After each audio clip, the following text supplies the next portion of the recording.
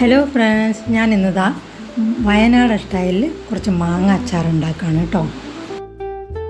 അതിന് വേണ്ടിയിട്ട് ഞാൻ ഇന്നിവിടെ എടുത്തിരിക്കുന്ന 2 കിലോ മാങ്ങയാണ്. മാങ്ങ ഇതാ കട്ട് ചെയ്തുകൊണ്ടിരിക്കുകയാണ്.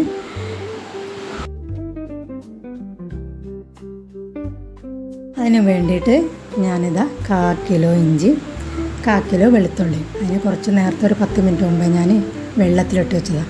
എന്തിനാണെന്നറിയോ? എന്നാൽ ആ വെളുത്തുള്ളിയൊക്കെ പൊളിച്ചെടുക്കാൻ എനിക്ക് എളുപ്പമാണ് കേട്ടോ. പലർക്കും പല ഇഷ്ടമാണ്. എനിക്കിങ്ങനെ വളരെ എളുപ്പമായിട്ട് തോന്നാറുണ്ട്.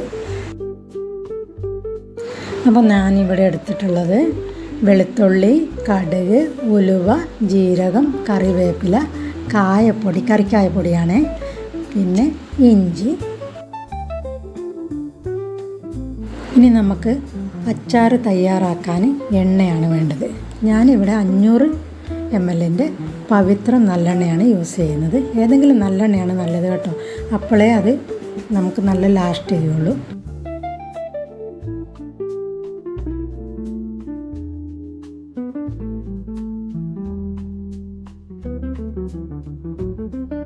അപ്പോൾ എണ്ണ നല്ല ചൂടായതിന് ശേഷം നമുക്കതിലേക്ക് ഇഞ്ചി ഇട്ട് കൊടുക്കാം.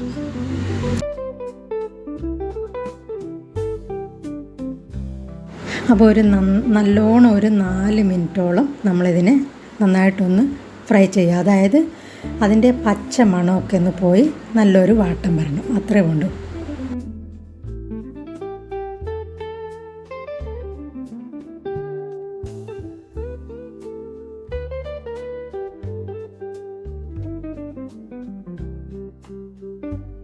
അപ്പോൾ നമ്മുടെ ഇഞ്ചി ആയി വന്നു.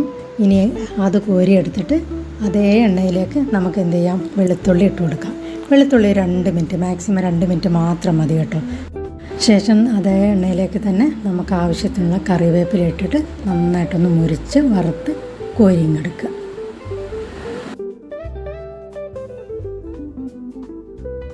അടുത്തതായിട്ട് അതേ എണ്ണയിലേക്ക് 1 സ്പൂണ് കടുക് ഇട്ട് കൊടുക്കുക.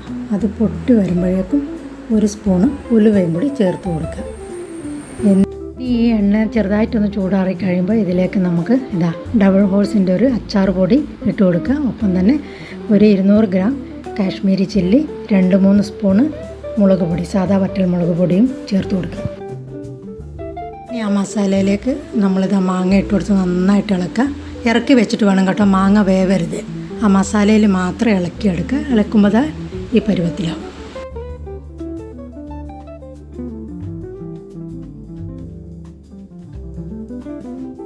എന്നിട്ട് ആ മസാലയൊക്കെ എല്ലായിടത്തും അവന് നന്നായിട്ട് ഒരു ഇളക്കി കൊടുക്കുക. നന്നായിട്ടൊന്ന് ഇളക്കിക്കൊണ്ടിരിക്കുക. നന്നായിട്ട് ഇളക്കി കഴിയുമ്പോൾ ഈ പരുവത്തിലാവും. അപ്പോൾ നന്നായിട്ട് ഇറക്കി വെക്കുക.